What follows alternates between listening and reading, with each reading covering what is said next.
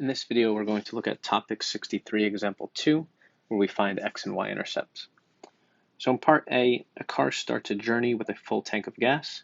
The equation y equals 16 minus 0.05x relates the number of gallons of gas y left in the tank, so gallons of gas y, left in the tank to the number of miles the car has traveled, which is x.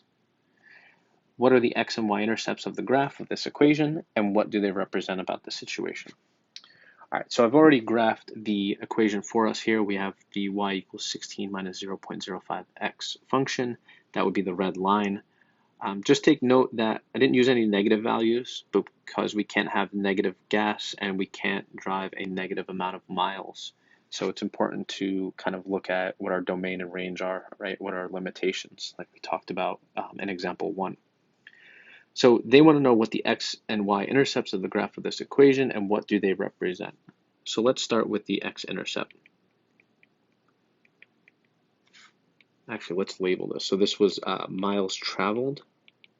That's important to know. And then the Y value was the gas remaining or gas left. So we'll just say the gas left because it's shorter.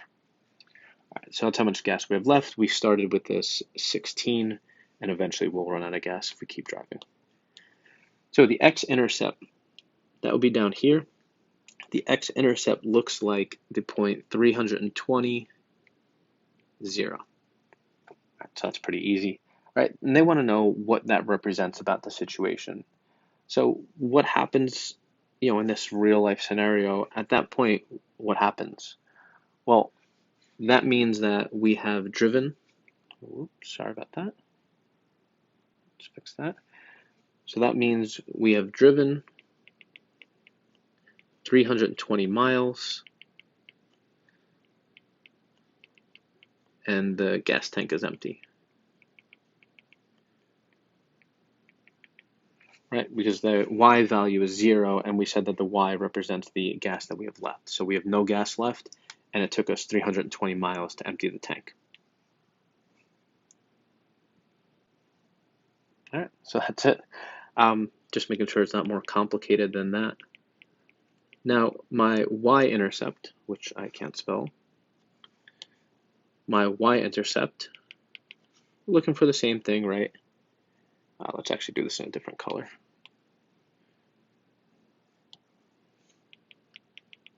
My Y-intercept will be up here. It's where we cross the Y-axis, and that's going to be 16. Be careful which number you write first. The X value is 0. The Y value is 16. All right, again, they want to know what does that represent about the situation. All right, so this is when we started the trip, and they told us that we started with a full tank of gas. So we know that the car starts with 16 gallons of gas. All right, well, let's say at the beginning of the trip.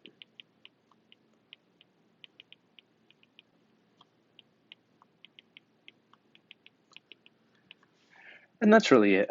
All they want us to do is be able to really interpret the situation, know what these numbers, the X and Y intercepts, mean for this specific example.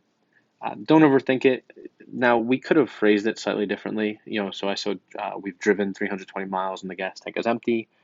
Someone could say, the gas tank will be empty after we've driven 320 miles. However you want to phrase it is fine. And the same thing about the 16 gallons of gas. Maybe you could say the max capacity is 16 gallons, or at the beginning of the trip there was 16 gallons. However you want to phrase it, as long as you're getting the message across. All right, so let's take a look at part B, where we're asked what are the X and Y intercepts of the graph of Y equals absolute value of X minus 3.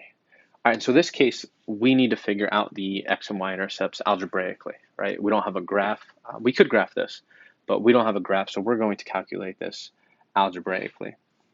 It's important to note, and you should have seen this before, is remember for the X-intercept, your Y value is 0, and for your Y-intercept, the X value is 0.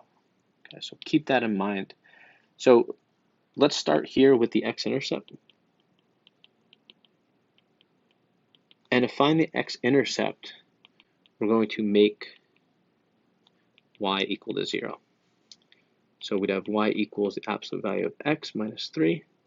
So 0 equals the absolute value of x minus 3. And then we would just solve this, right? Add 3 to each side, so 3 equals the absolute value of x. So x can be positive or negative 3. All right, pretty easy. So my x-intercepts, in this case we have 2 of them, would be 3, 0, and negative 3, 0. Two x-intercepts. And then we want to find the y-intercepts. And to find the y-intercept, we would make x equal to 0. So y would be equal to the absolute value of x. Let's make that a little bit neater. The absolute value of x minus 3, and that x value is going to become 0. So y equals 0 minus 3, so y would be equal to negative 3. So that means my y-intercept, we only have one in this case, would be, going to be careful with which number you put first. The x value is 0, the y value is negative 3. So my y-intercept would be 0, negative 3.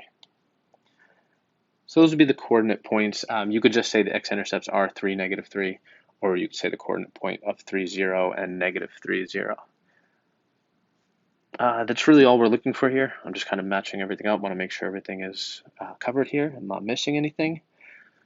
The main idea, or we'll say the main idea, is that when you're looking for the x-intercept, make sure you make y 0, and the y-intercept x is 0. If you can remember that, you should have no problem finding x and y intercepts algebraically.